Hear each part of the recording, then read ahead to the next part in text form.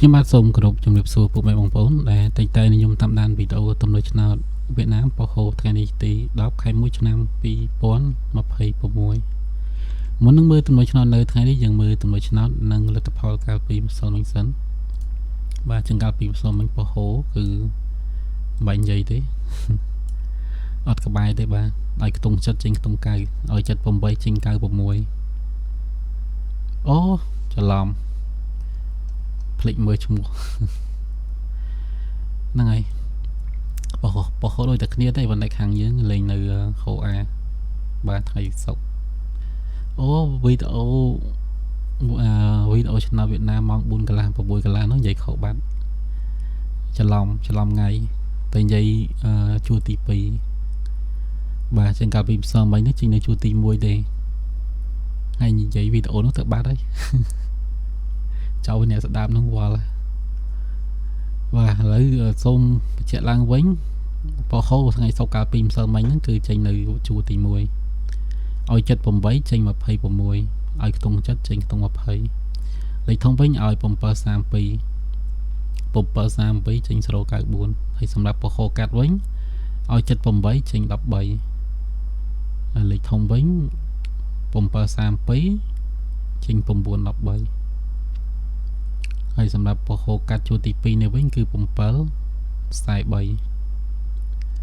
បាទចឹងលទ្ធផលប៉ុហូពីប្រហែលថ្ងៃហ្នឹងគឺអត់ល្អទេមិនថាជួរណាទេជួរណាក៏នៅតែមិនត្រូវដែរតែគាត់ថាវីដេអូឆ្នោតវៀតណាមនោះនិយាយប៉ុហូខុសជួរបាទនិយាយជួរទី2នៅថ្ងៃសៅរ៍អាទិត្យចឹងលទ្ធផលគឺមានតែប៉ុណ្្នឹងទេយើងមើលទំនុកឆ្នោតនៅថ្ងៃនេះដែរប៉ុហូនេះយើងលេខបានតែប៉ុហូមួយទេបាទប៉ុហូថ្ងៃសៅរ៍ជួរទី2ទំនុកឆ្នោតមាន03 16 49 75 85លេខធំវិញមាន138 427 691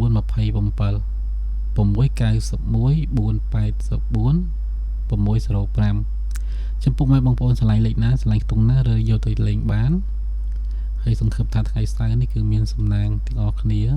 មិនថាបងប្អូននៅក្នុង Facebook នៅក្នុង YouTube ឬក៏បងប្អូននៅក្នុងក្រុម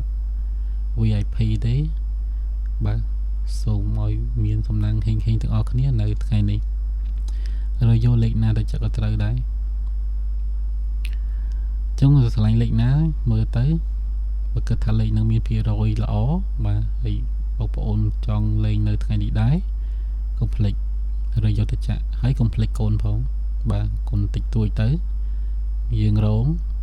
គីឡូវាចេញកូនយើងស្ដាយក្រោយអត់បានចាក់បាទចឹងវីដេអូគឺមានតែប៉ុណ្្នឹងទេហើយយើងនឹងជួបគ្នាម្ដងទៀតនៅថ្ងៃស្អែកពេលវេលានឹងម៉ោងដដែលរកពាក្យសម្ដីនៃខុសឆ្គងត្រង់ណាសូមមេត្តាជាស្រ័យសូមអរគុណសូមជម្រាបលា